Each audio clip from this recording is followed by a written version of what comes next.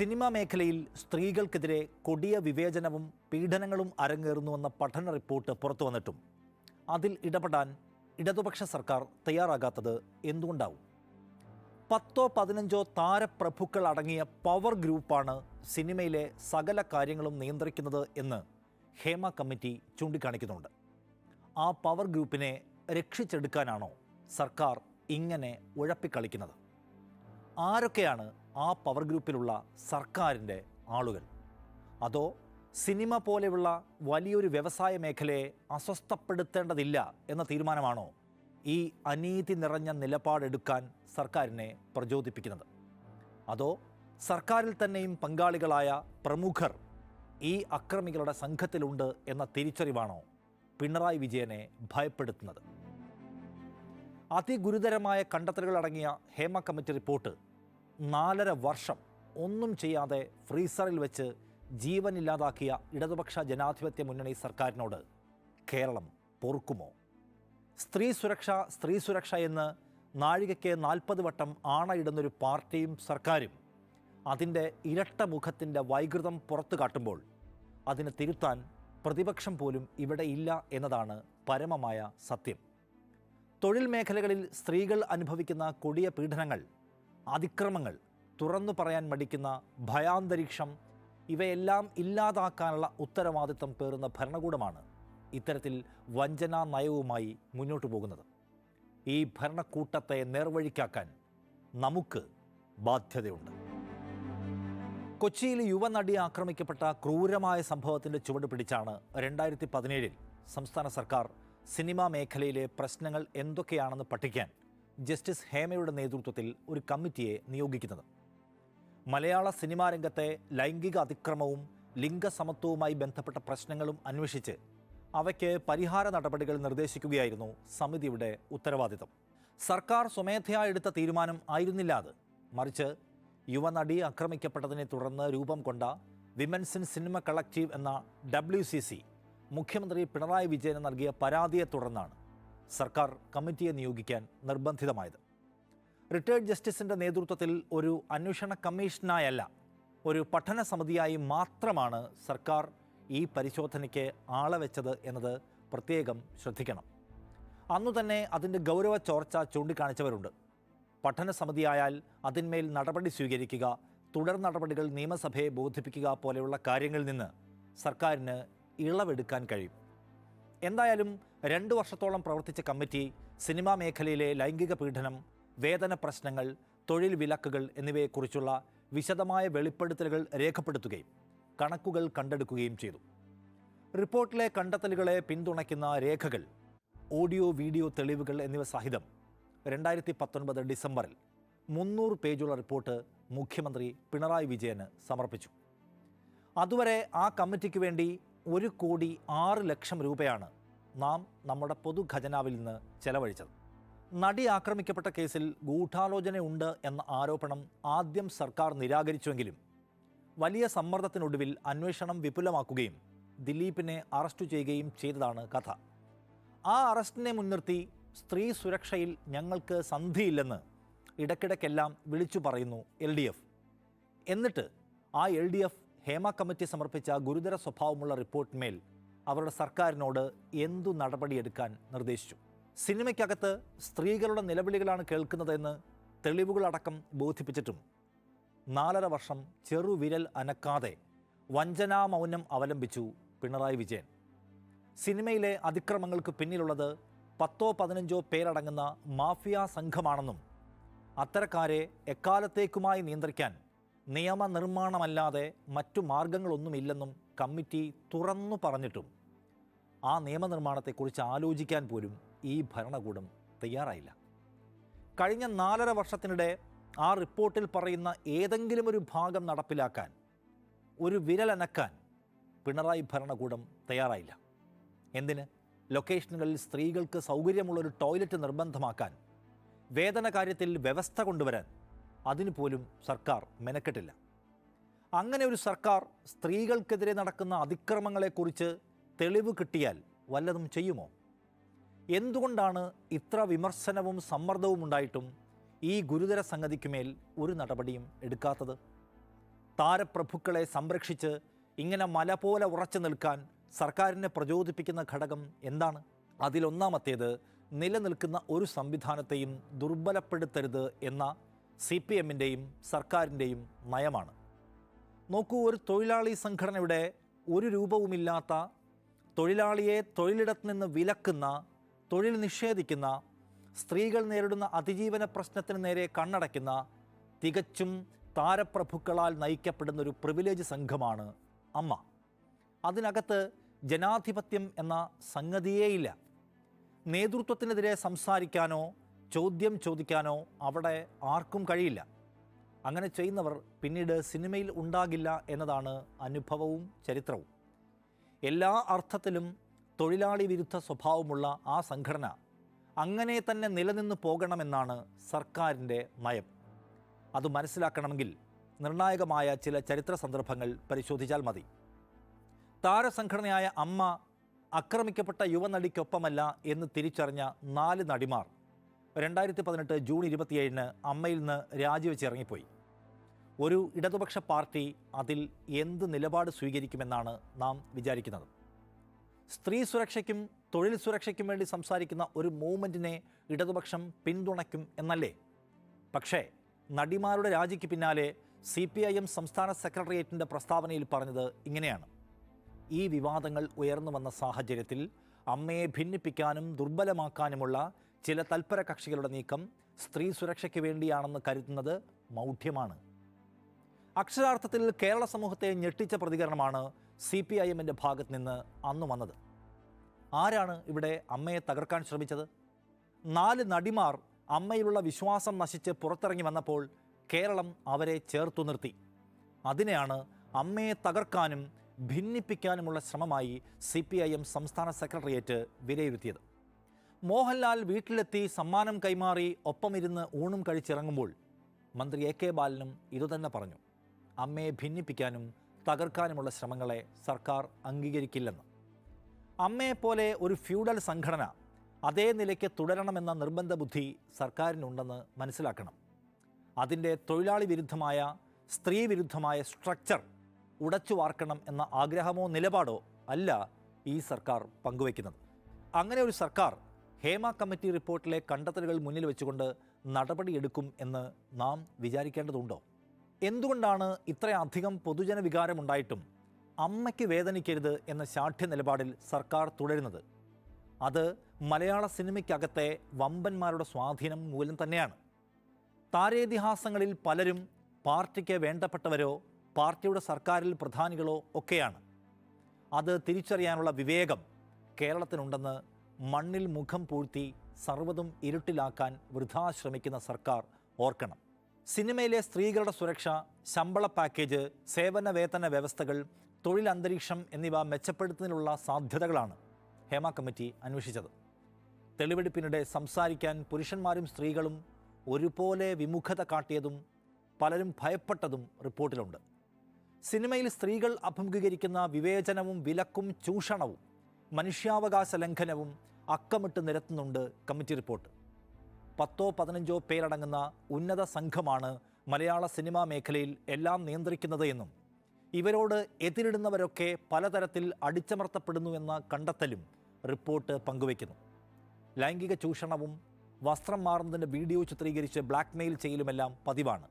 മേൽസ്ഥാനീയരുടെ ഇംഗിതത്തിന് വഴങ്ങാത്തവരെ സിനിമയിൽ നിന്ന് ഔട്ടാക്കിയും സോഷ്യൽ മീഡിയയിലെ വെട്ടുകിളിക്കൂട്ടങ്ങളെ കൊണ്ട് ആക്ഷേപിച്ചും തളർത്തി ഒടുക്കുന്നുവെന്ന് വസ്തുതകളുടെയും ഡിജിറ്റൽ തെളിവുകളുടെയും അടിസ്ഥാനത്തിൽ കമ്മീഷൻ സ്ഥാപിക്കുന്നുണ്ട് എന്നാണ് വിവരം. കാസ്റ്റിംഗ് കൗച്ചിനും മറ്റ് ലൈംഗിക അതിക്രമങ്ങൾക്കും ഇരയാകുന്ന സ്ത്രീകൾക്ക് പോലീസിനെ സമീപിക്കാൻ കഴിയാറില്ല. പകരം സംവിധാനങ്ങൾ സിനിമയ്ക്കകത്ത് ഇല്ലതാനും. മദ്യം, മയക്കുമരുന്ന് തുടങ്ങിയവയുടെ ഉപയോഗത്തെ തുടർന്ന് ഉണ്ടാകുന്ന അതിക്രമങ്ങളും അശ്ലീല പദപ്രയോഗങ്ങളെയും കമ്മീഷൻ റിപ്പോർട്ടിൽ ചൂണ്ടിക്കാണിക്കുന്നുണ്ട്. ഇത്ര ഗുരുതരമായ സംഗതികളടങ്ങിയ ഒരു റിപ്പോർട്ടാണ് പിണറായി വിജയൻ്റെ സർക്കാർ അട്ടിമറിച്ചത്.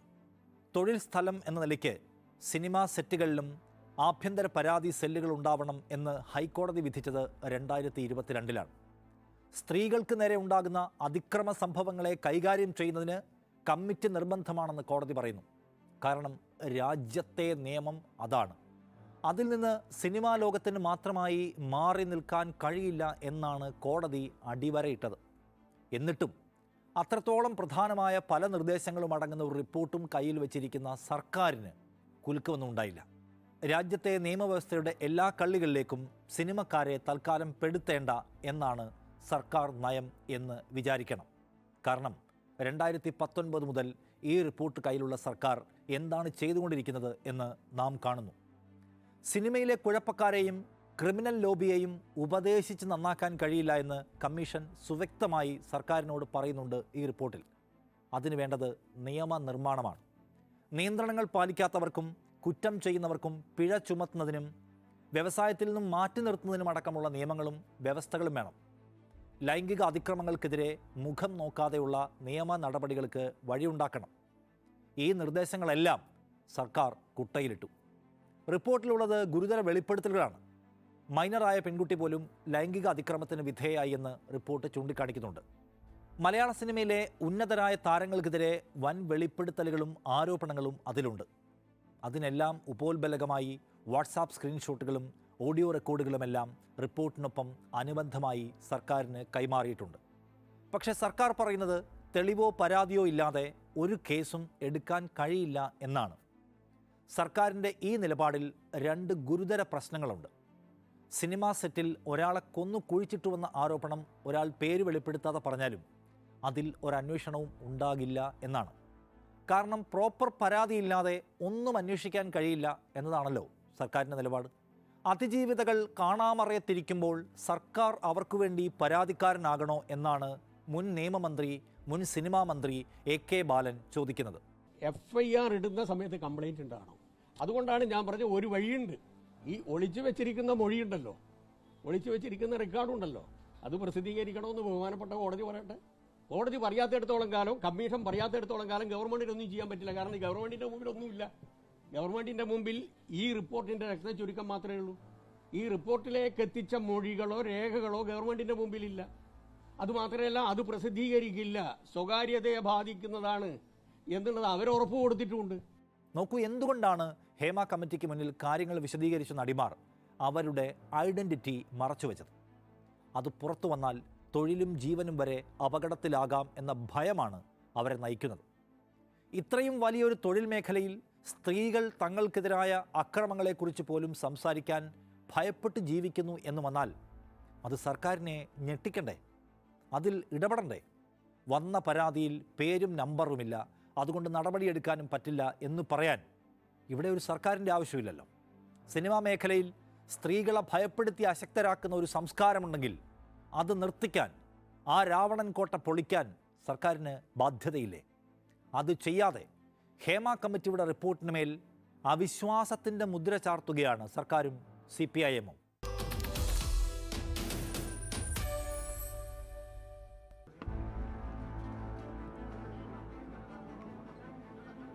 സ്വന്തം തൊഴിൽ മേഖലയെക്കുറിച്ച് പുറത്തുവന്ന ഞെട്ടിക്കുന്ന ഈ റിപ്പോർട്ടിനോട് അമ്മ എന്ന അഭിനേതാക്കളുടെ സംഘടന പ്രതികരിക്കുന്നത് 96 മണിക്കൂർ കഴിഞ്ഞാണ്.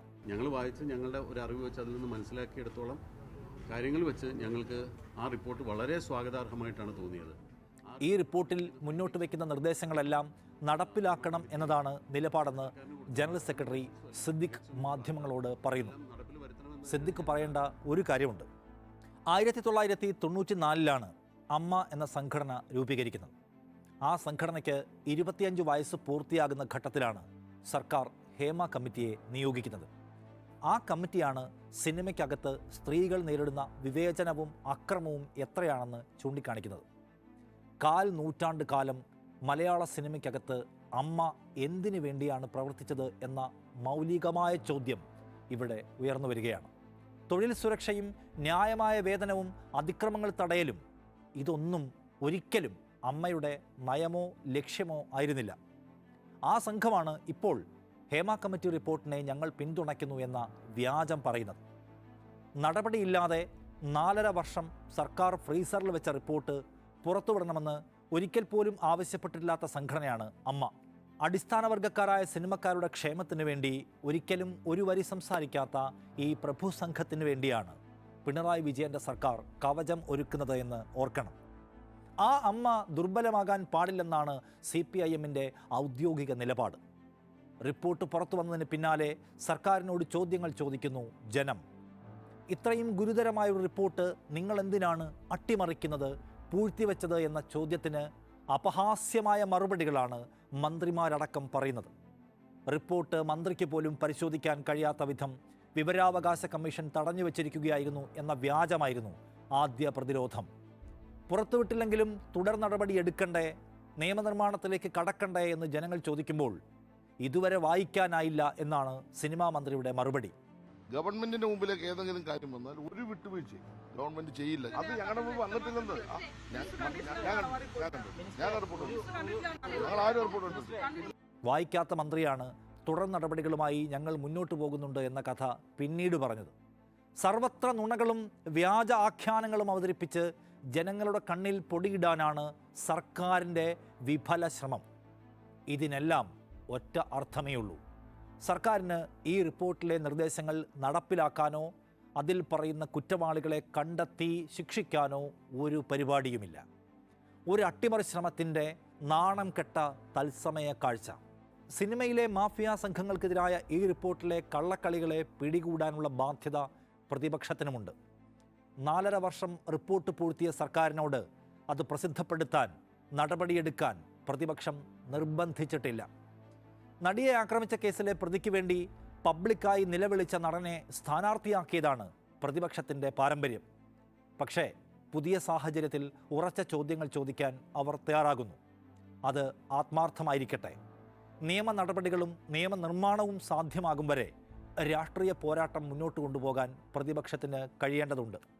എന്തിന് ഇത്രയും കാലം നീട്ടിവെച്ചു എന്ന് പറയുമ്പോൾ അതിൽ പലരെയും സഹായിക്കാനും രക്ഷിക്കാനും ബാധ്യതയുള്ള ഒരു സർക്കാരിൻ്റെ കയ്യിലായിരുന്നു ഈ റിപ്പോർട്ട് എന്നാണ് ഇതിൻ്റെ അർത്ഥം. അത്തരം സംഭവങ്ങളൊക്കെ പലയിടങ്ങളിലും ഉണ്ടാകുന്നു.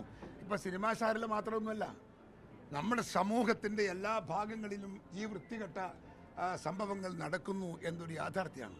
സർക്കാർ പശ്ചാത്തപിക്കണം, സർക്കാർ അതിന് മറുപടി പറയണം. ആരാണ് ഇതിൻ്റെ ഉത്തരവാദി എന്ന് സർക്കാർ പറയണം മറുപടി. ഞങ്ങൾ അതിനുവേണ്ടി കാത്തിരിക്കുകയാണ്. 97 മുതൽ 107 വരെയുള്ള പാരഗ്രാഫുകൾ എന്തിനു വെട്ടിനീക്കി വാർത്തകൾ വരുന്നുണ്ട്? മറുപടി പറയണം മുഖ്യമന്ത്രി. എന്തിനു വെട്ടിമാറ്റി? ആരുടെ സ്വകാര്യത സംരക്ഷിക്കാനാണ്? ഇരകളുടെ സ്വകാര്യതയല്ല, വേട്ടക്കാരുടെ സ്വകാര്യതയാണ് സർക്കാർ സംരക്ഷിക്കുന്നത്. ഒരു വ്യവസായ മേഖല എന്ന നിലയ്ക്ക് സിനിമ തകരാതെ നിൽക്കണം എന്ന് സർക്കാരിന് ആഗ്രഹമുണ്ടെങ്കിൽ സകലരെയും സംശയത്തിലാക്കുന്ന ഈ പുകമറ നീക്കണം. കുഴപ്പക്കാരെ മാത്രം നുള്ളിയെടുത്ത് നീക്കി ആ തൊഴിൽ മേഖലയെ, ആ വ്യവസായ മേഖലയെ ശുദ്ധമാക്കണം. പുതിയ ചെറുപ്പക്കാർ കടന്നുവരാൻ മടിക്കുന്ന വിധത്തിൽ സിനിമയെ മാലിന്യത്തിൽ മുക്കി നിർത്തുന്നത് നല്ലതാണോ എന്ന് സർക്കാർ ആലോചിക്കണം. ആരും കടന്നുവരാത്തൊരു കോട്ടയാണ് ഞങ്ങളുടേത് എന്ന് മാഫിയ സംഘങ്ങൾക്ക് തോന്നിയാൽ പിന്നെ അതിനെ പിടിച്ചാൽ കിട്ടില്ല. നരേന്ദ്രമോദി സർക്കാരിൻ്റെ നാരീശക്തി പ്രഖ്യാപനത്തിലെ പൊള്ളത്തരത്തിന് തുല്യമാണ് ഹേമ കമ്മിറ്റി റിപ്പോർട്ടിലെ പിണറായി വിജയൻ സർക്കാരിൻ്റെ കള്ളക്കളി. 4.5 വർഷം പല കാരണങ്ങൾ പറഞ്ഞ് ഹേമ കമ്മിറ്റി റിപ്പോർട്ട് പൂഴ്ത്തിവെക്കുകയും നിയമപരമായ നിർബന്ധിതാവസ്ഥയ്ക്ക് വഴിപ്പെട്ട് ഒടുക്കം അത് പുറത്തുവിട്ട ശേഷമുള്ള പ്രതികരണങ്ങളിലും എല്ലാം സർക്കാരിൽ പ്രകടമാകുന്നത് വഞ്ചനയുടെ, ആത്മാർത്ഥതയില്ലായ്മയുടെ ശരിയായ രൂപമാണ്. എന്നിട്ടിപ്പോൾ സിനിമാ നയമുണ്ടാക്കാൻ അതിൻ്റെ പേരിൽ താരസംഘത്തിൻ്റെ കോൺക്ലേവ് വിളിച്ചു ചേർക്കാൻ ഒരുങ്ങുകയാണ് സർക്കാർ. വേട്ടയാടപ്പെടുന്ന മനുഷ്യർക്ക് നീതി നൽകാത്ത, അതിക്രമങ്ങളെ തടയാൻ ഒരു നിയമനിർമ്മാണം പോലും ആലോചിക്കാത്ത സർക്കാർ വെച്ചു നീട്ടുന്ന അപഹാസ്യ കോൺക്ലേവ് ആർക്കു വേണം? പിണറായി വിജയൻ സർക്കാർ സിനിമയിലെ ആക്രമിക്കപ്പെടുന്ന, പോരാടുന്ന സ്ത്രീകളെ കൈവിടുകയാണ് എന്നത് കേരളത്തിന് ബോധ്യപ്പെട്ട് കഴിഞ്ഞു. എന്നാലും നീതിയെ തകിടം മറിക്കുന്ന, തുല്യാവകാശ ചിന്തയെ ആക്ഷേപിച്ചാട്ടിയിറക്കുന്ന താരപ്രഭുക്കളുടെ സിംഹാസനം ഇളകരുത് എന്ന സർക്കാരിൻ്റെ കരുതലിനെ ജനം ചോദ്യം ചെയ്യും. അത് മറക്കണ്ട. നിലപാട് പൂർണ്ണമാകുന്നു. നന്ദി.